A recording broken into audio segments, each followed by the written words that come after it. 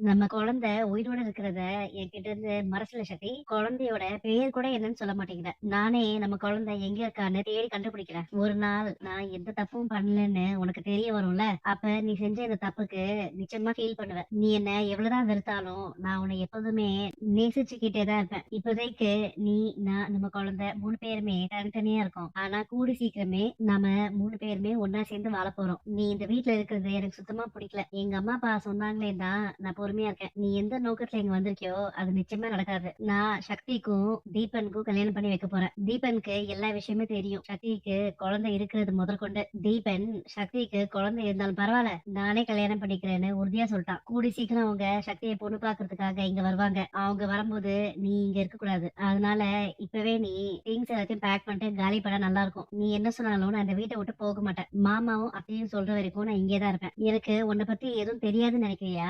எல்லாமே தெரியும். தீபன் கிட்ட நீ வாங்கின பணத்துக்காக தானே சக்திய அவனுக்கு கல்யாணம் பண்ணி வைக்கணும்னு இவ்ளோ போராடுற. உனக்கெல்லாம் வெக்கமாவே இல்லையா? கூட பிறந்த தங்கச்சிக்கு இப்படி ஒரு துரோகம் பண்ற. செல்வி விஷயத்துல நீ என்னெல்லாம் வில்லத்தனம் பண்ணேன்னு சக்திக்கு தெரியாது. நீயும் நவீனும் செல்வியை டார்ச்சர் பண்றது எனக்கு தெரியாதுன்னு நினைச்சிட்டு இருக்கியா? எல்லாமே எனக்கு தெரியும். இங்க செல்வி என்ன பத்தின உண்மையை சொல்லிடுவாலும் தானே அவளை 2 பேரும் சேர்ந்து இப்படி கொடுமைப்படுத்திட்டு இருக்கீங்க.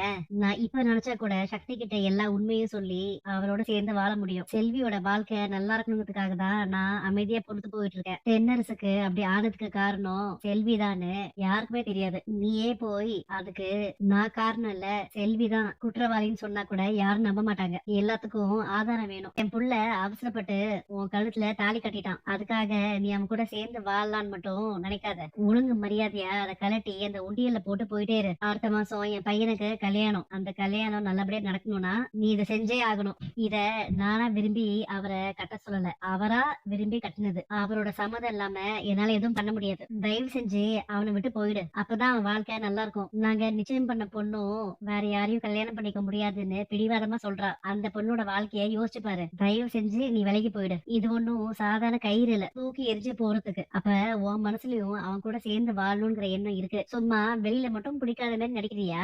ஒழுங்கு மரியாதையா இப்பயே கலட்டு. அப்ப விடுங்க. என்ன பண்றீங்க? என்னம்மா பண்றீங்க? தள்ளுங்க. என்னம்மா பண்ணிட்டு இருக்கீங்க? தேனு கழுத்துல இருக்க தாலிய நீங்க எப்படி கலட்டலாம்? இன்னொரு தடவை இந்த மாதிரி பண்ணீங்கன்னா நாங்க போலீஸ கூப்பிடுற மாதிரி ஆயிடும். பாத்துக்கோ.